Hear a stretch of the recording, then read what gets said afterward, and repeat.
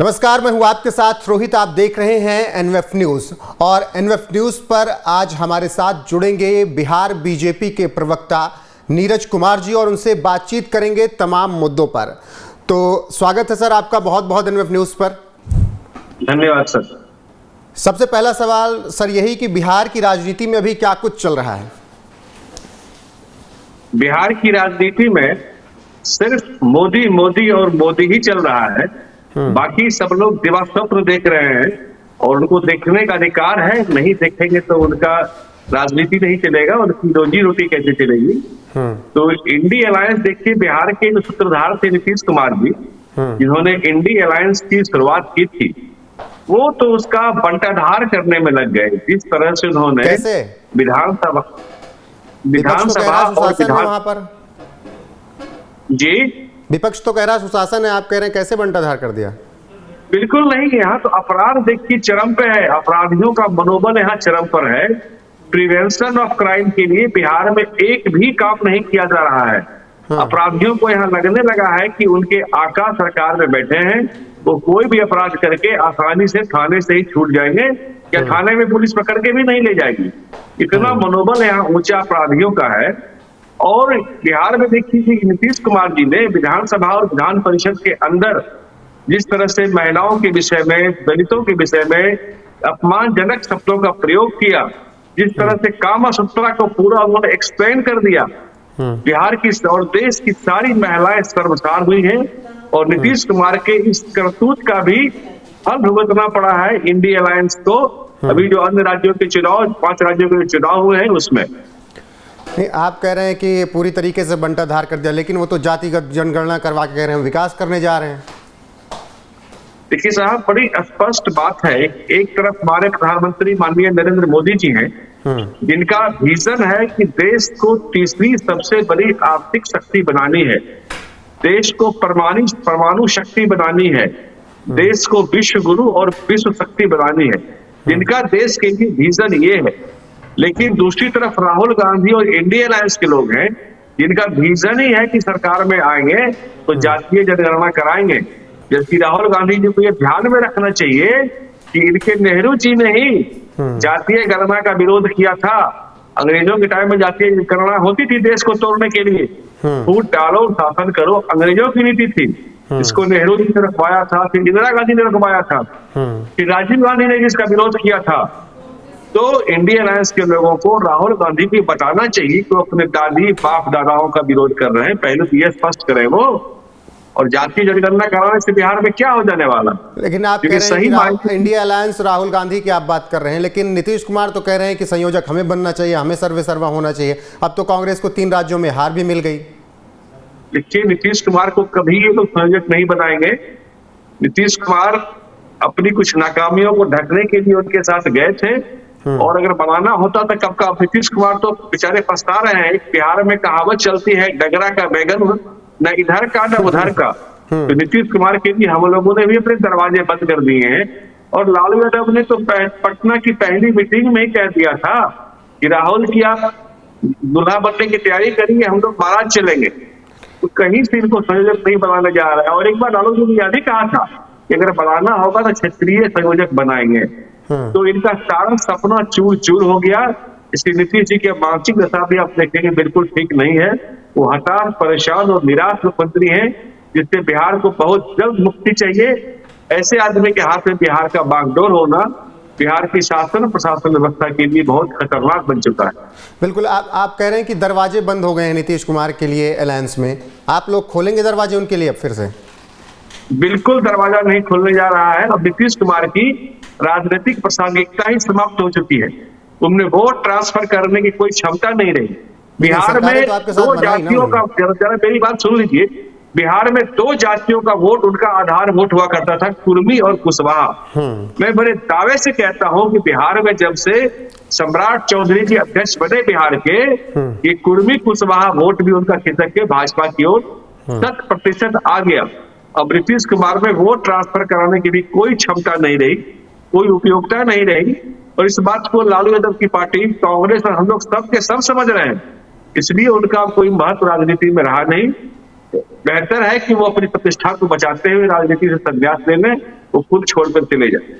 अगर नीतीश बाबू कहते हैं कि हम आना चाहते हैं एनडीए में, हम बीजेपी के साथ सरकार बनाना चाहते हैं, तो क्या कहेंगे आप लोग फिर? नहीं, नीतीश बाबू ने तो हम लोगों को बैकडोर से ऑफर करवाया ही था कि हमको गवर्नर भी बना दिए। जी, गवर्नर भी बना दीजिए। तो बिहार की सत्ता चल रही है आरजेडी के साथ, उसके बाद उन्होंने बैकडोर से संपर्क करने का प्रयास किया है। यहाँ बिल्कुल अभी 1-8 महीना पहले की बात है कि हमको गवर्नर भी बना दीजिए तो हम आपके साथ आ जाएंगे। लेकिन हम लोग भाई बड़ा कमिटमेंट वाले आदमी हैं। नीतीश कुमार को हम लोगों ने देख लिया, उनकी विश्वसनीयता बिल्कुल भी नहीं है। हम लोगों ने कंधे पर ढो कर कम सीट रहने के बाद भी उनको बिहार का चेहरा बनाया, बिहार का नेता बनाया, बिहार का सीएम बनाया। लेकिन अब वो इस लायक बचे नहीं कि उनको ढोया जाए, और भाजपा ने कंधे पर ढोना छोड़ दिया। भाजपा अपने दम पर अपने पार्टी के लोगों को बिहार में मुख्यमंत्री बनाने जा रही है 2025 में, और 2024 में हम लोग 400 से अधिक सीटों के साथ पूरे देश में आने वाले हैं मोदी जी के नेतृत्व में। आप कह रहे हैं कि अब बीजेपी ने ढोना छोड़ दिया ऐसे लोगों को जिनको उन्होंने वरीयता दी, लेकिन नीतीश कुमार तो विज्ञापनों से अपने आप को ढो ही रहे ना। आप आरोप लगा रहे हैं करोड़ों का वो विज्ञापन छपवा रहे हैं और तंज कसते हैं पीएम मोदी पर। नीतीश कुमार एक स्टेटमेंट बराबर हमेशा देते हैं कि अरे आप लोग तो मेरा छापते ही नहीं है ना, हाँ। आप लोग दिल्ली वाले का छापते हैं। जबकि मैं आपको भाई साहब आंकड़ा बताऊं, वो आंकड़ा भी आरटीआई से निकाला हुआ, मैं अभी डॉक्यूमेंट भी दिखाऊंगा आपको। जब माननीय मोदी जी केंद्र की सत्ता को संभाले थे, उस समय विज्ञापन का बजट केंद्र सरकार में 897 करोड़ का हुआ करता था, जो कि आज 9.5 वर्षों के बाद 1197 करोड़ का है। मतलब कि 1.5 गुने की वृद्धि भी नहीं हुई है मोदी सरकार में विज्ञापनों में। लेकिन वही नीतीश जी जो सत्ता संभाले थे, उस समय से लेकर आज तक आप देख लीजिए तो करीब 40 गुना की वृद्धि हुई है। मेरे पास पिछले साल तक के आंकड़े हैं आरटीआई के, जिसके हिसाब से 32 गुना की वृद्धि हुई है। ये आरटीआई के आंकड़े हैं। थोड़ा स्क्रीन पे थोड़ा ले आइए, स्क्रीन पे थोड़ा ये प्रूफ दिखाइए, थोड़ा फुल स्क्रीन पर। हाँ, फुल और कैमरे पे और लेके आइए। हाँ, ठीक है। ये मैं आपको व्हाट्सएप भी कर दे सकता हूँ, बिल्कुल कर आप इसको कोट कर दे सकते हैं। ये सभी आरटीआई के डाटा हैं, जो कि और नीतीश कुमार ने अभी हाल फिलहाल में फिर से, जब इनको लगा कि इतना पर भी इनका चेहरा चमक नहीं रहा है, कि अंग्रेजी अखबार को, नेशनल अखबारों को बहुत लार्ज स्केल पे विज्ञापन देने की घोषणा उन्होंने कल परसों में की है। लेकिन अब इनके चेहरा में दम ही नहीं है, कितना भी चमकाने का, इसमें पाउडर लगाने का ही कोशिश करें, इनका चेहरा चमकने वाला है नहीं। देश की जनता सब देख रही है, सब समझ रही है, उसे क्या करना है उसको मालूम है। बिल्कुल नीरज जी, आप कह रहे हैं कि अब इनका चेहरा चमकने वाला नहीं है। मैं कुछ उदाहरण और देता हूँ। नीतीश जी मीडिया के प्रति कितने क्रूर हैं। एक बिहार का बड़ा हिंदी प्रतिष्ठित अखबार में, उसका नाम नहीं बोलूंगा, उसने शराब घोटाला को उजागर किया था बिहार में। उस अखबार को नीतीश कुमार जी ने विज्ञापन देना बंद कर दिया था, और उस पत्रकार को जिसने रिपोर्ट छापा था उसको इन्होंने यहाँ से लखनऊ ट्रांसफर करवाया, फिर दिल्ली ट्रांसफर करवाया, और ये सब का सब पनिशमेंट ट्रांसफर था। एक अंग्रेजी अखबार, प्रतिष्ठित पूरे देश का अखबार, नेशनल लेवल का, उसका ऑफिस बिहार में बंद करना पड़ा। से अखबार का नाम था Tata institute of social science. जब भाजपा साथ में थी तो बिहार की चमक दमक देखकर उसने अपना ऑफिस यहाँ बनाया था बिहार में। लेकिन जब उसने मुजफ्फरपुर बालिका गृहकांड का उद्भेदन किया, तो नीतीश जी उस पर पूरा अंकुश लगा दिए और उसे भी अपना ऑफिस यहाँ बंद करके भागना पड़ा। तो नीतीश जी की नीतियों के कारण से कोई भी बड़ी कंपनियां बिहार आने से डर रही हैं, घबरा रही हैं। ये चाहते हैं कि बस लोग इनका गुणगान करते रहें, कोई इनको सही बात नहीं बताए। एक घटना तो इस तरह की मेरे साथ घटी थी, जब एनडीए, अगर आपके पास समय हो तो मैं बताऊं, जब ये एनडीए में हम लोग के साथ थे, तो एक दफा नीतीश कुमार जी ने एनडीए के मुख्य कार्यकर्ताओं की बैठक बुलाई थी अने मार्ग सीएम हाउस में, और उन्होंने कहा था कि कहीं सरकार में कोई कमी लगती हो तो आप मुझे बताइए, हम उसको दूर करेंगे। मैं सीधा साधा आदमी, मुझे लगा कि शायद ये सुनना चाहते हैं, तो मैंने कहा कि सर ऐसा है कि बिजली के दर में आपने तो बिजली का दर बिहार में बढ़ा दिया है, और दूसरी बात की जो इंडस्ट्री यहाँ चल रही थी, उन्होंने क्या किया था, इंडस्ट्री को उन्होंने भेजा कि भाई पिछले साल में या उसके पहले साल में भी बिजली का दर ज्यादा था, और लेकिन आपको कम दर पर सप्लाई कर दिया गया, तो आप उस हिसाब से पैसा जोड़ के हमको पिछले एरियर का भी बिजली जोड़ के दीजिए। नहीं आपको मालूम है बिहार की लगभग सारी इंडस्ट्री बिहार से भाग गई उस समय, नहीं फेस कर सकती थी। मैंने ये मुद्दा उठाया तो नीतीश कुमार जी ने बहुत गुस्सा हो गए हम पे और उन्होंने कहा कि मेरे माथा में आग लगा दीजिए, उससे बिजली पैदा हो जाएगी। और उस समय यही एक अखबार का हेड न्यूज भी बना था वहां पर बिहार में। ये काफी साल पहले की बात है।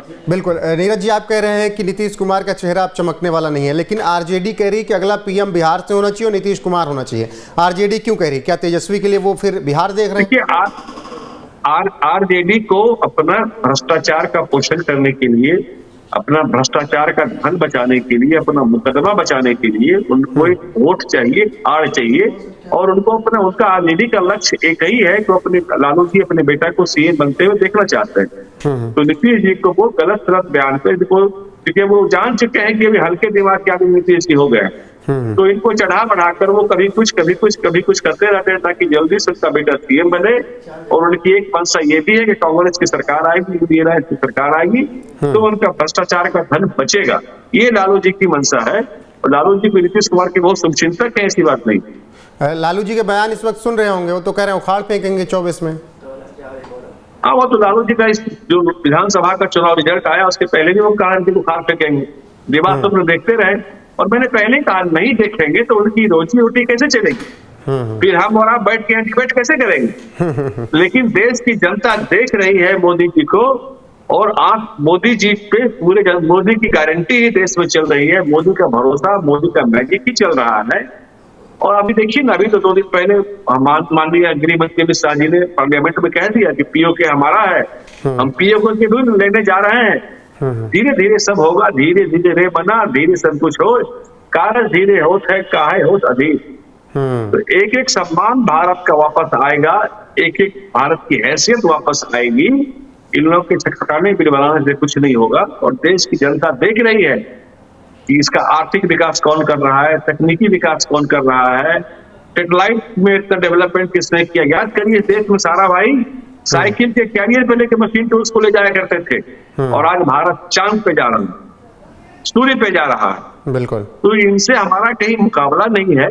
ये सिर्फ जाति की बात करके बिहार में फिर से एक बार घमासान करवाना चाह रहे थे, इसमें जनता ने पूरी तरह से इनको नकार दिया, ये फेल हो चुके हैं। बिल्कुल देश आगे बढ़ रहा है मोदी कार्यकाल में, लगातार आप लोग कह रहे हैं, लेकिन विपक्ष कहता है कि जैसे चुनाव खत्म होते हैं सिलेंडर के दाम बढ़ जाते हैं, आटे चावल का दाम बढ़ जाता है, महंगाई कब रोक पाएंगे? बिल्कुल विपक्ष का आरोप गलत है। देखिए हम लोग 24/7 365 काम करने वाले आदमी हैं। ये बिहार के में सरकार में जो लोग अभी बैठे हैं, चुनाव को नजदीक देखकर आनंद फानन में इन्होंने टीचर में नियुक्ति का ये निकाला कि 1,20,000 नियुक्ति होगी। उसमें मात्र 30-35 हजार बिहार के लोग नियुक्त हो पाए, बाकी कुछ टोटल नियुक्ति उसमें 80,000 हुई, जिसमें लगभग बाहर के लोग नियुक्त हुए और 40,000 तो ऐसे नियुक्त हुए जो पहले से नौकरी में थे, पर इन्होंने आंकड़ा दिखा दिया 88,000 का। अब कल से देखिए हालत ये है कि लोग उसमें नौकरी छोड़ के जा रहे हैं। हम लोग शुरू से कहते थे कि इनके पास तनख्वाह देने के लिए, सैलरी देने के लिए इन्होंने बजट में कोई प्रावधान नहीं किया है, इनके पास पैसा नहीं है। जब इन्होंने ज्वाइन करवाया था लोगों से तो कहा था कि मैं आपको 50,000 रुपया मासिक तनख्वाह दूंगा, और सरकार ने अभी 3 दिन 4 दिन पहले चिट्ठी निकाल दी कि अभी 2 साल तक आपका प्रोबेशन पीरियड रहेगा। बताइए 2 साल का प्रोबेशन पीरियड होता है, रहेगा, उसमें आपको 25,000 की तनख्वाह दी जाएगी। लगातार अभी 3 दिन से बिहार में प्रमुखता से न्यूज चल रहा है कि शिक्षक जो ज्वाइन की थे अपनी नौकरियों को छोड़ रहे हैं, रिजाइन दे रहे हैं, सैकड़ों की संख्या में छोड़ चुके हैं। चुनावी जुमला ये फेंकते हैं चुनाव नजदीक देख करके, आनंद फानन में जातीय जनगणना वो भी गलत सही तरीके से सैंपल सर्वे करवा करके 10 लाख नौकरी दे रहे हैं जी, 10 लाख नौकरी कह रहे हैं दे रहे हैं हम। कहाँ नौकरी? अभी देखिए शिक्षक वाले में जिन्होंने 1 लाख की बात कर रहे हैं, इसमें तो 50-60 हजार ऐसे हैं जो पहले से नौकरी में थे, जो सिर्फ पेपर पे गिनती गिरा रहे हैं, जनता की आंख में धूल झोंक रहे हैं। कहीं ये नौकरी नहीं दे रहे और ना ही ये दे सकते, इनके पास फंड नहीं है। बिहार सरकार का करीब 2,69,000 करोड़ का बजट है, जिसमें मात्र 32,000 करोड़ रुपया बिहार सरकार का अपना है। बाकी या तो केंद्र सरकार का पैसा है, चाहे ये पैसा कहीं से लोन लेती है। इनके पास बजट का प्रावधान ही नहीं है, फंड ही नहीं है, कहाँ से ये करेंगे इस चीज को? ठीक है नीरज जी, अब बिहार से थोड़ा आगे बढ़ते हैं, अब अन्य राज्यों की थोड़ा बात करते हैं जहां पर अभी चुनाव हुए। 3 राज्यों में बीजेपी आई और एक राज्य में तेलंगाना में कांग्रेस आती है। कांग्रेस के सीएम तो बन गए, आप लोग अभी तक नाम नहीं तय कर पाए, क्यों देरी होती है आप लोगों की तरफ से? देखिए, हम लोग यहाँ बहुत सक्षम इसके लिए संसदीय बोर्ड है, पार्लियामेंट्री बोर्ड है। वो बैठ के और हम लोग तुरंत कोई आनंद फानंद में कोई निर्णय नहीं करते कि आज निर्णय किया कल वापस करना। इंडिया अलायंस के सभी दलों का देख लीजिए, वो आज बैठक की घोषणा करते हैं, शाम तक उनको बैठक कैंसिल करनी पड़ती है। हम लोग का सोच समझ के बड़ा ठोस निर्णय होता है और हम लोग बड़े कमिटमेंट वाली पार्टी है। हमने 72 साल पहले कमिटमेंट किया था कि धारा 370 हटाएंगे। आज जब मोदी जी पावर में आए तो हटाए। हमने 72 साल पहले कमिटमेंट किया था कि राम मंदिर बनाएंगे, हमने राम मंदिर बनाया। तो हम लोग इस तरह से हल्की कोई बात नहीं करते, लगातार हम लोग सोच के समझ के विमर्श करके और बड़ा ठोस निर्णय कोई हम लोग लेते हैं। बिल्कुल। तो क्या रेवंत रेड्डी एक सक्षम सीएम नहीं होंगे तेलंगाना के? बयान भी उन्होंने दिया, कुर्मी वाला आपने सुना होगा, उस पर क्या कहना है? देखिए, उन्होंने तो ये भी बयान दिया कि बिहार को जब वो सीएम बन जाएंगे तो बिहार के लोगों को वहां से भगाएंगे। हाँ, ये भी उनका बयान था। तो अब नीतीश कुमार को सोचना चाहिए, इंडिया अलायंस के लोगों को सोचना चाहिए, ये कांग्रेस के लोग बिहार की दुर्दशा के जिम्मेदार हैं। कांग्रेस के लोग, इंडिया अलायंस के लोग, इन्होंने शुरू से बिहार के साथ तो भेदभाव का काम किया है। बिहार को बदनाम करने का, बिहार को पिछड़ा रखने का इन्होंने साजिश किया है। और अभी भी वो जो मुख्यमंत्री बन रहे हैं, वो मुख्यमंत्री जो बन रहे हैं और इंडिया अलायंस के लोग अब नॉर्थ इंडिया और साउथ इंडिया को बांटने की बात कर रहे हैं। ये सिर्फ और सिर्फ विस्मरण करते हैं, जहर घोलते हैं। और एक भाजपा है कि एक भारत श्रेष्ठ भारत विश्वास करती है, उस कदम पे भाजपा चल चुकी है मोदी जी के नेतृत्व में। ये बयान बहादुर बयान देते रहे। इनका मजाल है कि वहां तेलंगाना से बिहारियों को निकाल देंगे, वहां की इकोनॉमी खराब हो जाएगी तेलंगाना की। फिर भाई साहब, फिर बिहार के मजदूर नहीं है तेलंगाना में, ये दिखाया जाता है मीडिया में। बिहार के सैकड़ों हजार इंडस्ट्रिस्ट भी वहां पर है, कई एक अधिकारी वहां पर बिहार के हैं जो कि पूरे तेलंगाना को संभाल रहे हैं, और ये कहते हैं कि हम यहाँ से बिहारियों को भगा देंगे। ये सब ही बांटने की बात करते हैं, भेदभाव की बात करते हैं। कभी जाति में देख लीजिए कि नहीं टूटा तो नॉर्थ साउथ में तोड़ो, इस तरह का हरकत ये करेंगे। लेकिन कोई हरकत देश की जनता और मोदी जी के नेतृत्व में भाजपा चलने नहीं देगी यहाँ पर। बिल्कुल, आप लोग मोदी को गारंटी मान रहे हैं, लेकिन कांग्रेस कह रही है ईवीएम की गारंटी है। क्या कह रही है कांग्रेस? कांग्रेस कह रही है ईवीएम की गारंटी है, जनता का मत तो हार गया, ईवीएम जीत गई। देखिए, अब तो ईवीएम पे बहुत सारा रिसर्च हुआ, सर्वे हुआ। अगर ईवीएम से ही जीतना होता तो हम तेलंगाना क्यों नहीं जीत जाते? हम वहां उनके लिए क्यों हम गिफ्ट उनको देते? क्या ये सब बेवकूफी भरी बातें करते हैं। और इनके एक गैंग है, एक योगेंद्र यादव है, तो 2 दिन या कल वो यूट्यूब पे बड़ा सुने कि बड़ा मकर बिना मतलब का बयान, बिना सिर पैर का बयान, बिना तथ्यहीन बयान। मैं तो उनकी एक बयान के पॉइंट का खंडन कर सकता हूँ। इनके कुछ गैंग हैं जो इस तरह की बात करते रहते हैं जब कभी ये हारते हैं, और इसीलिए इनका ये हाल है। कांग्रेस में जो एक अभी नेता है वो भस्मासुर आ गए हैं कांग्रेस के लिए। जो कांग्रेस 70 साल तक देश पे राज की, उसको इन्होंने 44 और 52 सीट पर भस्मासुर ले आए हैं। और इस तरह की बयानबाजी कर आगे भी इसको पूरी तरह समाप्त ही करने वाले हैं। ये इनको न न्याय संस्था पर विश्वास है, न न्याय प्रणाली पर विश्वास है, न चुनाव आयोग पे विश्वास है, न ईवीएम पे विश्वास है, न। और शुरू में क्या तक कह दिया कि नॉर्थ इंडिया की जनता अनपढ़ है, गंवार है, गाय गोबर करने वाली है, इसलिए भाजपा वहां जीतती है। तो वही कर्म करिए आप नॉर्थ इंडिया में, आपको पता है जहां गौमूत्र वाले राज्य में जीत रही बीजेपी, यही तो विपक्ष कह रहा है। यही मैं कह रहा हूँ, उनको शर्म करना चाहिए इस तरह का बयान। उनको पता है स्वतंत्रता सेनानी में बिहार के कितने लोग थे, नॉर्थ इंडिया के कितने लोग थे, देश की आजादी में कितने लोगों ने भाग लिया था। देश का पहला राष्ट्रपति भी यही बिहार से हुआ था। ये लोग सिर्फ और सिर्फ नॉर्थ इंडियन को, खासकर बिहारियों को बदनाम करने का टारगेट करते हैं। और तय मानिए कि बिहार में भी इससे इनका नुकसान ही होना है। पूरे नॉर्थ इंडिया में लोकसभा चुनाव में इस तरह के बयानों से अच्छा इस तरह का बयान होते हैं, खुद अपना नुकसान करेंगे। बिल्कुल। चलिए, आखिरी सवाल, 24 और 25 बिहार क्या कुछ सोच रहा है? 24 में बिहार से हम लोग 40 का 40 सीट ला रहे हैं। अकेले लड़ेंगे? और जी, अकेले लड़ रहे हैं या कोई आ रहा है साथ? मतलब बिहार से? नहीं, बिल्कुल, जो हमारे साथ हम लोग हमेशा गठबंधन धर्म का हम लोग नीतीश कुमार के साथ नहीं आ रहे हैं। हम लोग हमेशा गठबंधन धर्म का सम्मान करने वाले हैं, पालन करने वाले हैं। कम सीट वाले को भी हम लोग उचित सम्मान देते हैं। जो भी हमारे गठबंधन में हैं या जो आएंगे सबका स्वागत करते हुए, सबको उचित सम्मान देते हुए बिहार में बड़ी शानदार जीत हमारी लोकसभा और विधानसभा में भी होगी।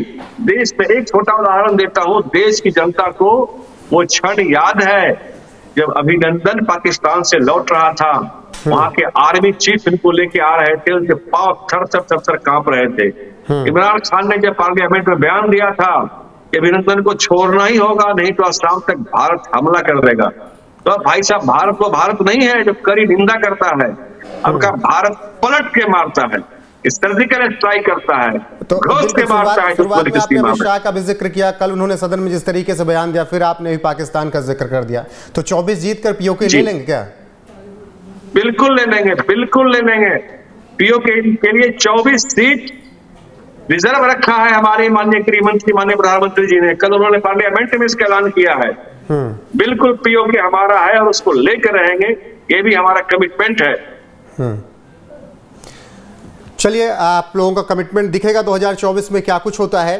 नीरज जी, हमारे साथ जुड़ने के लिए आपका बहुत बहुत शुक्रिया। धन्यवाद। फिलहाल के लिए अभी बस इतना ही। बाकी खबरों के लिए आप एनएफ न्यूज़ पर बने रहिए। चैनल को सब्सक्राइब कर लीजिए, वीडियो को लाइक कीजिए और कमेंट करके अपनी राय हमें जरूर दीजिए।